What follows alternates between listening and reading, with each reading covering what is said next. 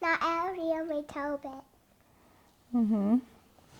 You love your name, don't you, not Al? And you say it. Sahaya May Talbot. And do you know what your name means? When the sun peeks through the clouds, Mm-hmm. or anything else. Writing your name. There you go. I hope it doesn't take another decade for us to kind of sort this out. I feel like it should be a priority, and it's the least they can do. It's a very simple aspect of reconciliation. It's in the Truth and Reconciliation calls to action. It's in the UNDRIP to reclaim our names and languages. And I also, I feel like it's a violation of our rights, our language rights, our linguistic rights. It should be honored that we should have our names and written properly, because if they're not written properly, then they take away the entire meaning of the name. Shëné, I'm curious to hear from you how you explain something so complex, so complicated to your daughter. I know she understands that we've been fighting for it. I don't think she'll quite understand until she has to do her own legal documents. For her, it's simple, where she just has to use it in school, and they really honor her name in school. They teach her how to spell it properly, and that's the only way that she knows how to write it. This is Sahayan's name, and this is her name tag at school. And so you notice here that they recognize her proper spelling. What?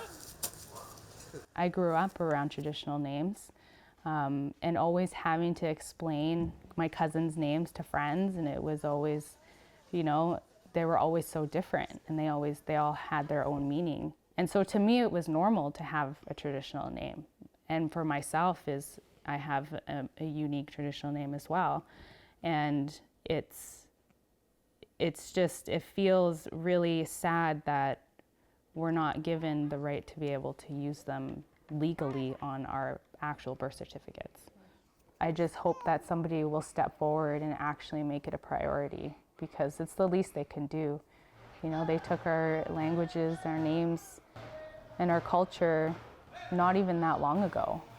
And with my great-grandfather, his name, the missionaries came and asked him to identify himself, and he gave the name Tatale, which means rabbit blood.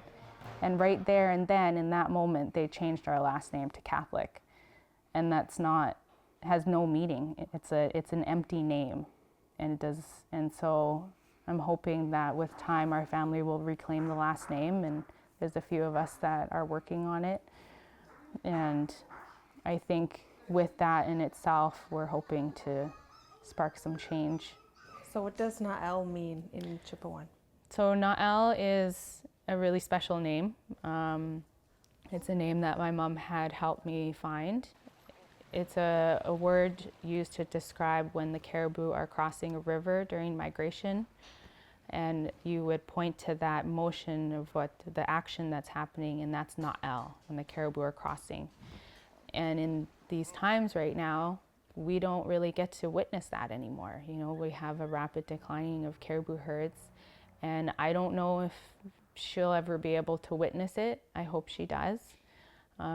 It would always happen in our traditional grounds, the spiritual grounds up in Dachokwe, and I'm hoping that one day she'll be able to witness what her name means. This was my last